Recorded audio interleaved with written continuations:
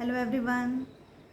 कहते हैं अगस्त में जो भाद्र मास की चतुर्थी आती है, जिसे गणेश चतुर्थी भी कहते हैं, उसका एक और भी है, उसे पत्थर चौथ या कलंक चौथ भी कहते हैं। इस दिन कहते हैं अगर चंद्रमा को देखो तो फिर कलंक लगता है या किसी न किसी चोरी का इल्ज़ाम लगता है, हमारी मान प्रतिष्ठा की हानि होती है।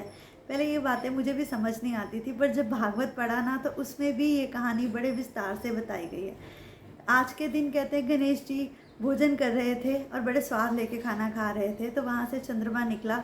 उसने उनकी गोल मटोल तोंद का, उनकी सूंड का कि हाथी जैसी सूंड है, बहुत उपहास किया। तो गणेश जी को ये बात बिल्कुल भी अच्छी नहीं लगी। उन्होंने उसे श्राप दे दिया कि आज के दिन जो भी तुझे देखेगा वो उसके ऊपर कलंक लगेगा, उसके मान हानि की बहुत प्रतिष्ठा होगी, अब लोग तुझे अच्छी नज़र से नहीं देखेंगे।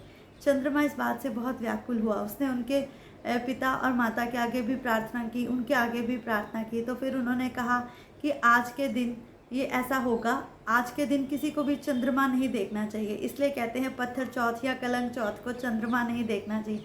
पर फिर किसी ने पूछा कि ऐसा करने से क्या होता है, तो उन्होंने बोला कि ऐसा करने से हमारी मान हानि प्रतिष्ठा होती है।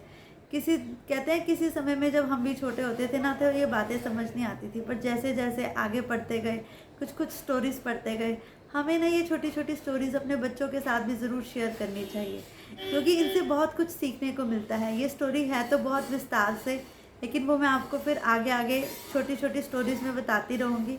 लेकिन फिर भी अगर कोई आज के दिन चंद्रमा देख लेता है ना, तो उसे समंतक मणि, श्री कृष्ण को भी क्योंकि ये श्राप लगा था, तो फिर श्री कृष्ण की समंतक मणि की अगर हम कथा सुनते हैं ना, तो इसका फल कहते हैं बिल्कुल ख़त्म हो जाता है।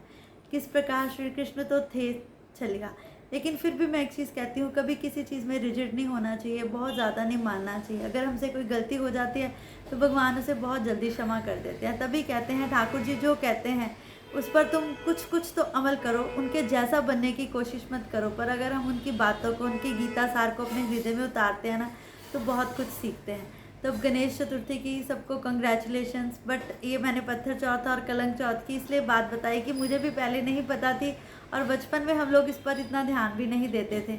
बट अब भागवत पढ़ने के बाद मुझे लगा कि नहीं, अगर हमें ये छोटी छोटी चीज़ें अपनी लाइफ में अडॉप्ट करेंगे ना, तभी हमारे बच्चे भी कुछ हमसे सीख पाएंगे। तो आई होप आपको ये सब जो स्टोरीज़ हैं छोटी छोटी अच्छी लगती हैं।